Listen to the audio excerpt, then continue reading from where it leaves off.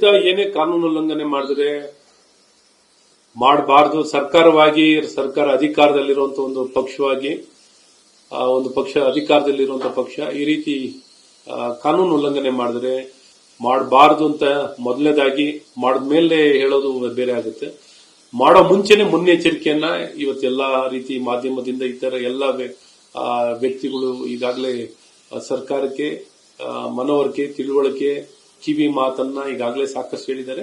ನಾನು ಸಹ ಈ ಸಂದರ್ಭದಲ್ಲಿ ಹೇಳಕ್ ಇಷ್ಟಪಡ್ತೀನಿ, ಈ ರೀತಿ ನಿಮ್ಗೆ ಯಾವುದೋ ವಿದೇಶದ ವ್ಯಕ್ತಿಗಳು ಬಂದು ಇಲ್ಲಿ ಬಂದು ಭಾಷಣ ಮಾಡುವಂಥದ್ದು ಸರಿದೂಗಲ್ಲ. ಯಾವ ಕಾನೂನಲ್ಲಿ ಅವಕಾಶ ಇಲ್ಲ, ಅದು ಮಾಡಿಕೊಡ್ಬೇಡಿ ಅಂತ ಬಹಳ ಸ್ಪಷ್ಟವಾಗಿ ಹೇಳಕ್ ಇಷ್ಟಪಡ್ತೀನಿ.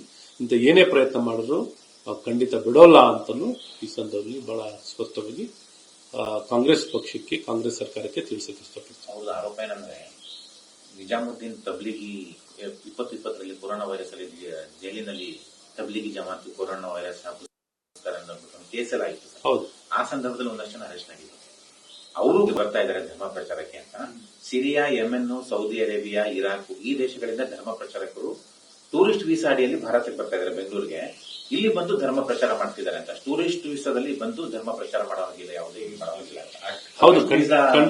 ಈಗ ನೋಡಿ, ಎಲ್ಲ ಈ ನಿರ್ಬಂಧನೆಗಳಿದ್ದಾಗ ಈ ನಿರ್ಬಂಧನೆಯನ್ನ ಒಂದು ಜವಾಬ್ದಾರಿತ್ವಾಗಿ ಕಾನೂನು ಯಾವಾಗ್ಲೂ ಸಂವಿಧಾನನ ಜೇಬಲ್ಲಿ ಇಟ್ಕೊಂಡು ಓಡಾಡೋಂತ ನಮ್ಮ ಕಾಂಗ್ರೆಸ್ ನಾಯಕರುಗಳು ಇದನ್ನೆಲ್ಲ ಅರ್ಥ ಮಾಡ್ಕೋಬೇಕು. ಸುಮ್ಮನೆ ನಾಟಕ ಮಾಡೋದಲ್ಲ, ಅದನ್ನ ಪಾಲನೆ ಮಾಡುವಂತದ್ದು ಆಗ್ಬೇಕು. ಹಾಗಾಗಿ ಇವತ್ತೇನು ಟೂರಿಸ್ಟ್ ವೀಸಾದಲ್ಲಿ ಬಂದಾಗ, ಈವನ್ ಡಿಪ್ಲೊಮ್ಯಾಟಿಕ್ ವೀಸಾದಲ್ಲಿ ಬಂದರೂ ಸಹ ಏನ್ ಕಾರ್ಯಕ್ರಮ ಮಾಡಬೇಕು ಏನ್ ಮಾಡಬಾರ್ದು ಅನ್ನುವಂತ ನಿರ್ಬಂಧನೆಗಳು ಇರ್ತವೆ.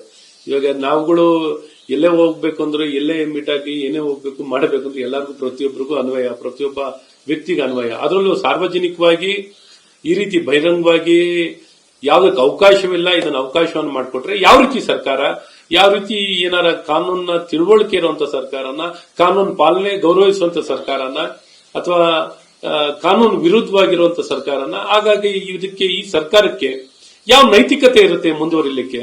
ಯಾವ ನೈತಿಕತೆ?